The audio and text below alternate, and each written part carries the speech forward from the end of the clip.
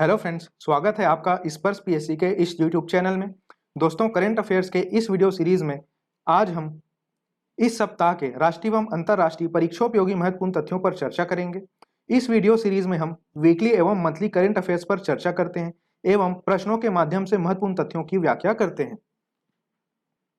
तो आइए बढ़ते हैं आज के वीडियो की ओर। आज का हमारा पहला प्रश्न है, देश के प्रथम राष्ट्रीय युवा परिवहन संसद का आयोजन कहां किया जाएगा? और हमारे विकल्प हैं मुंबई, देहरादून, हैदराबाद या नई दिल्ली। इस प्रश्न का सही जवाब होगा दोस्तों ऑप्शन नंबर डी, नई दिल्ली। तो आपको ध्यान रखना है, देश के पहले राष्ट्रीय युवा पर्यावरण संसद का आयोजन नई दिल्ली में किया जा रहा है और यह आयोजन 16 अप्रैल को किया जाएगा। इस आयोजन के लिए देश भर के 12 विश्वविद्यालयों के 140 छात्र प्रतिनिधियों का चयन किया गया है और ये छात्र प्रतिनिधि पर्यावरण के मुद्दों पर विचार विमर्श करेंगे। ध्यान रखने वाली बात यह है, जिसके बारे में अपने पिछले वीडियो में भी चर्चा कर चुका हूं, कि इस आयोजन के लिए छत्तीसगढ़ के 4 छात्र प्रतिनिधियों का चयन किया गया है और इनका नाम है नंदिनी दीक्षित, वीना शुक्ला, शुभम पाठक और संभवी तिवारी। तो ये सभी नाम आपको अवश्य ध्यान में रखने हैं। साथ ही साथ आपको एक तथ्य और ध्यान में रखना है कि वर्तमान केंद्रीय वन एवं जलवायु परिवर्तन मंत्री हैं भूपेंद्र यादव जी। बढ़ते हैं अगले प्रश्न की ओर। हमारा दूसरा प्रश्न है, हाल ही में किन्हें भारतीय थल सेना का नया प्रमुख नियुक्त किया गया है? और हमारे विकल्प हैं एम नरवणे, हरि कुमार, मनोज पांडे या वी.आर. चौधरी। इस प्रश्न का सही जवाब है दोस्तों option number C, Manoj Pande. तो दोस्तों, आप सभी को बिल्कुल याद ही होगा कि वर्तमान सेना प्रमुख है जनरल एम नरवणे जी, जिनकी सेवानिवृत्ति काफी करीब आ गई है और इनकी सेवानिवृत्ति के पश्चात वर्तमान सेना उप प्रमुख लेफ्टिनेंट जनरल मनोज पांडे जी सेना प्रमुख का पदभार ग्रहण करेंगे। और विकल्प में जो आपको अन्य नाम दिखाई दिए थे, जैसा कि एडमिरल हरि कुमार, आपको ध्यान रखना है ये वर्तमान स्थिति में भारतीय जल सेना के प्रमुख हैं। उसी प्रकार एयर मार्शल वी.आर. चौधरी जी भारतीय वायु सेना के प्रमुख हैं। तो ये सभी बहुत ही ज्यादा महत्वपूर्ण नाम है, इन्हें आपको अवश्य ही ध्यान में रखना है। बढ़ते हैं अगले प्रश्न की ओर। हमारा तीसरा प्रश्न है, राष्ट्रीय पंचायत पुरस्कार प्रतिवर्ष किस तिथि को दिया जाता है? और हमारे विकल्प हैं 20 अप्रैल, 21 अप्रैल, 22 अप्रैल या 24 अप्रैल। इस प्रश्न का सही जवाब होगा दोस्तों ऑप्शन नंबर डी, 24 अप्रैल। दोस्तों, 24 अप्रैल को पूरे भारतवर्ष में हम पंचायती राज दिवस मनाते हैं और यह पुरस्कार 24 अप्रैल को राष्ट्रीय पंचायती राज के दिवस के मौके पर ही दिया जाता है। ध्यान देने वाली बात यह है कि राष्ट्रीय पंचायत पुरस्कार कोई 4 श्रेणी में दिया जाता है, जिसके बारे में अपने पिछले वीडियो में चर्चा कर चुका हूं। ठीक है, तो ये 4 अलग अलग श्रेणियां हैं। पंडित दीनदयाल उपाध्याय पंचायत सशक्तिकरण पुरस्कार, दूसरा है नानाजी देशमुख राष्ट्रीय गौरव ग्राम सभा पुरस्कार, तीसरा है बाल हितैषी ग्राम पंचायत पुरस्कार और चौथा है ग्राम पंचायत विकास योजना पुरस्कार। तो राष्ट्रीय पंचायत पुरस्कार के तहत ये 4 श्रेणियों का नाम आपको अवश्य ही ध्यान में रखना है। बढ़ते हैं अगले प्रश्न की ओर। हमारा चौथा प्रश्न है, हाल ही में किन्हें 56वें ज्ञानपीठ पुरस्कार से सम्मानित किया गया है? और हमारे विकल्प हैं दामोदर मौजो, नीलमणि फुकन, अकितम नंबूदरी या गोविंद शंकर शुक्ला। इस प्रश्न का सही जवाब है दोस्तों ऑप्शन नंबर बी, नीलमणि फुकन। दोस्तों, 56वां ज्ञानपीठ पुरस्कार वर्ष 2021 के लिए दिया गया था, जिसके लिए नीलमणि फुकन जी के नाम की घोषणा पहले ही की जा चुकी थी और हाल ही में इन्हें यह सम्मान दिया जा चुका है। नीलमणि फुकन जी असमिया कवि हैं, ठीक है, और यह तथ्य मैंने यहाँ पर लिखा भी हुआ है कि वर्ष 2021 के लिए यह सम्मान इन्हें दिया गया है। ठीक है, और पिछले कुछ वर्षों में और आगामी वर्ष में दिए जाने वाले ज्ञानपीठ पुरस्कार की अगर हम चर्चा करें तो जैसा कि आप देख पा रहे हैं, 55वां ज्ञानपीठ पुरस्कार दिया गया था अकितम अच्युतन नंबूदरी को, 56वां ज्ञानपीठ पुरस्कार दिया गया है नीलमणि फुकन जी को और 57वां ज्ञानपीठ पुरस्कार वर्ष 2022 के लिए दामोदर मौजो को दिया जाएगा। अगर हम प्रथम ज्ञानपीठ पुरस्कार प्राप्तकर्ता की बात करें तो यह पुरस्कार दिया गया था गोविंद शंकर कुरूप को और प्रथम महिला ज्ञानपीठ पुरस्कार प्राप्तकर्ता थी आशा पूर्णा देवी। तो ये सभी बहुत ज्यादा महत्वपूर्ण नाम है, इन्हें आपको अवश्य ही ध्यान में रखना है। बढ़ते हैं अगले प्रश्न की ओर। हमारा पांचवा प्रश्न है, हाल ही में किस देश को संयुक्त राष्ट्र मानवाधिकार परिषद से निलंबित किया गया है? और हमारे विकल्प हैं रूस, यूक्रेन, पाकिस्तान या श्रीलंका। इस प्रश्न का सही जवाब है दोस्तों ऑप्शन नंबर ए, रूस।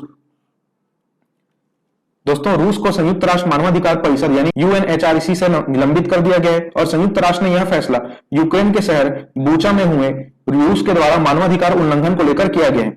दोस्तों, जब इस मुद्दे को लेकर परिषद में वोटिंग की जा रही थी तो ध्यान देने वाली बात यह है कि भारत इस वोटिंग के दौरान अनुपस्थित था और मानवाधिकार परिषद के निलंबन की पिछली कार्यवाही लीबिया के खिलाफ 2012 में हुई थी और अभी जाकर वर्ष 2022 में रूस के खिलाफ हुई है।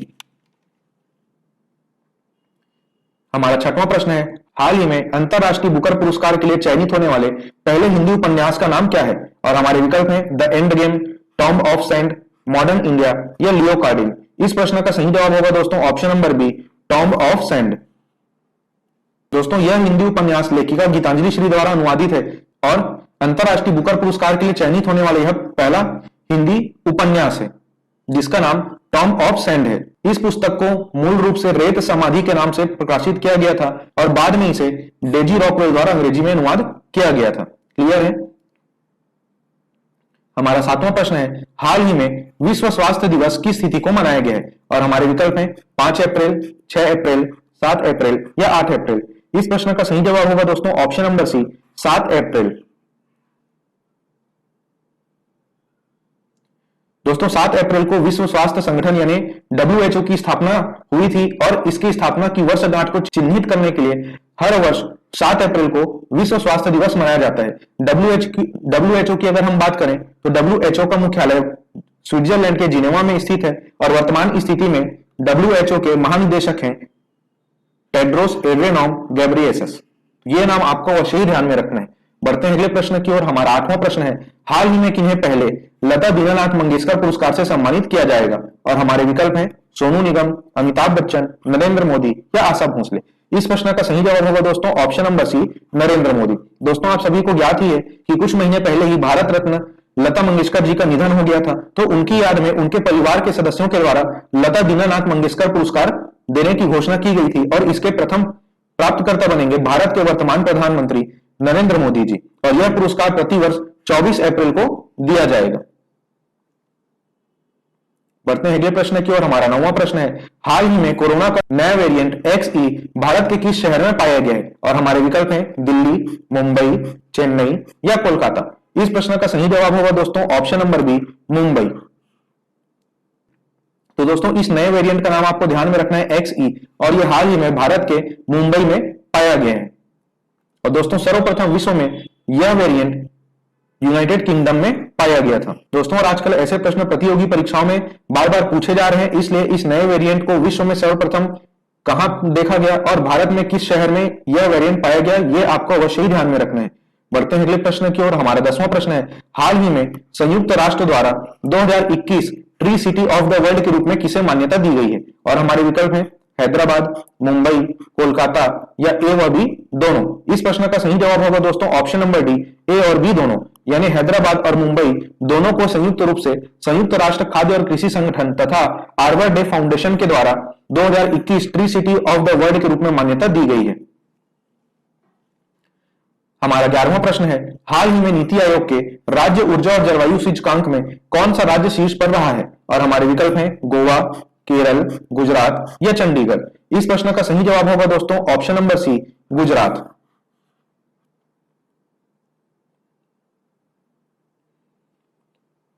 दोस्तों हाल ही में नीति आयोग के द्वारा राज्य ऊर्जा और जलवायु सूचकांक जारी किया गया और यह सूचकांक निम्नलिखित 6 मापदंडों के आधार पर दिया जाता है, जिसमें पूरे देश के राज्यों की रैंकिंग 3 श्रेणियों में की जाती है। इस रैंकिंग में बड़े राज्यों की श्रेणी में गुजरात अव्वल स्थान पर रहा है। छोटे राज्यों की अगर हम बात करें तो इस श्रेणी में गोवा पहले स्थान पर रहा है और वहीं केंद्र शासित प्रदेशों की रैंकिंग में चंडीगढ़ को शीर्ष स्थान प्राप्त हुआ है। तो ये सारे तथ्य आप अवश्य ही ध्यान में रखिएगा। बढ़ते हैं अगले प्रश्न की ओर। हमारा 12वां प्रश्न है, हाल ही में किन्हें यूपीएससी का नया अध्यक्ष नियुक्त किया गया है? और हमारे विकल्प हैं मनोज सोनी, प्रदीप कुमार जोशी, विनय मित्तल या अलका सिरोही। इस प्रश्न का सही जवाब होगा दोस्तों option number A, Manoj Soni. तो इनका नाम अपने आप में बहुत ज्यादा महत्वपूर्ण है दोस्तों। इन्हें यूनियन पब्लिक सर्विस कमीशन का नया अध्यक्ष नियुक्त किया गया है और मनोज सोनी जी यूपीएससी के पूर्व अध्यक्ष प्रदीप कुमार जोशी जी के स्थान पर पदभार ग्रहण करेंगे। हमारा 13वां प्रश्न है, राष्ट्रमंडल खेल 2026 की मेजबानी निम्न में से कौन से देश के द्वारा किया जाएगा? और हमारे विकल्प हैं इंग्लैंड, न्यूजीलैंड, ऑस्ट्रेलिया या जापान। इस प्रश्न का सही जवाब होगा दोस्तों ऑप्शन नंबर सी, ऑस्ट्रेलिया। तो दोस्तों राष्ट्रमंडल खेल 2026 के लिए आयोजक देश के रूप में आपको ऑस्ट्रेलिया का नाम ध्यान में रखना है और अगर हम राष्ट्रमंडल खेल 2022 की बात करें तो यह आयोजन इंग्लैंड के बर्मिंघम शहर में किया जाएगा। हमारा अगला प्रश्न है, हाल ही में शाहबाज शरीफ किस देश के 23वें प्रधानमंत्री बन गए हैं? और हमारे विकल्प हैं ईरान, बांग्लादेश, पाकिस्तान या अफगानिस्तान। इस प्रश्न का सही जवाब होगा दोस्तों ऑप्शन नंबर सी, पाकिस्तान। दोस्तों पाकिस्तान में राजनीतिक हलचल के कारण इमरान खान की सरकार गिर गई है और इमरान खान की सरकार गिरने के बाद शाहबाज शरीफ ने पाकिस्तान के 23वें प्रधानमंत्री के रूप में शपथ ले ली है। हमारा अगला प्रश्न है, हाल ही में राष्ट्रपति रामनाथ कोविंद ने किस देश में पीले ट्यूलिप फूल की एक प्रजाति का नाम मैत्री रखा है? और हमारे विकल्प हैं सिंगापुर, नीदरलैंड, ऑस्ट्रेलिया या गुजरात? इस प्रश्न का सही जवाब होगा दोस्तों ऑप्शन नंबर बी, नीदरलैंड। तो दोस्तों नीदरलैंड में पीले ट्यूलिप फूल की एक प्रजाति का नाम भारत के राष्ट्रपति रामनाथ कोविंद जी के द्वारा क्या कर दिया गया है? मैत्री। तो यह तथ्य आपको अवश्य ही ध्यान में रखना है। हमारा 16वां प्रश्न है, हाल ही में अलेक्जेंडर वुसिक पुनः किस देश के राष्ट्रपति बन गए हैं? और हमारे विकल्प हैं हंगरी, सर्बिया, कांगो या जापान। इस प्रश्न का सही जवाब है दोस्तों ऑप्शन नंबर बी, सर्बिया। हमारा 17वां प्रश्न है, हाल ही में संयुक्त राष्ट्र मानवाधिकार परिषद ने किन्हें मानव अधिकारों और जलवायु परिवर्तन के लिए विश्व का पहला स्वतंत्र निदेशक नियुक्त किया है? और हमारे विकल्प हैं Jack Crawley, doctor Firdaus Qadri, doctor Ian Fry या टी.एस. तिरुमूर्ति। इस प्रश्न का सही जवाब होगा दोस्तों option number C, doctor Ian Fry. इन्हें संयुक्त राष्ट्र मानवाधिकार परिषद के द्वारा मानव अधिकारों और जलवायु परिवर्तन के लिए विश्व का पहला स्वतंत्र निदेशक नियुक्त किया गया है, इसलिए इनका नाम अपने आप में बहुत ज्यादा महत्वपूर्ण है और यह नाम आपको अवश्य ही ध्यान में रखना है। बढ़ते हैं अगले प्रश्न की ओर। हमारा 18वां प्रश्न है, आईसीसी पुरुष टी20 वर्ल्ड कप 2024 की मेजबानी कौन करेगा? और हमारे विकल्प हैं West Indies, America, option C है ए और बी दोनों, और ऑप्शन डी है ऑस्ट्रेलिया। इस प्रश्न का सही जवाब होगा दोस्तों ऑप्शन नंबर सी, ए और बी दोनों, यानी आईसीसी टी20 पुरुष विश्व कप 2024 की मेजबानी वेस्ट इंडीज और अमेरिका के द्वारा संयुक्त रूप से की जाएगी। तो दोस्तों आज के वीडियो में सिर्फ इतना ही। जल्द मिलेंगे आपसे अगले सप्ताह के राष्ट्रीय और अंतरराष्ट्रीय करंट अफेयर्स की नई वीडियो के साथ। तो इंतजार कीजिए हमारी अगली वीडियो का। इस वीडियो को अंत तक देखने के लिए आपका धन्यवाद।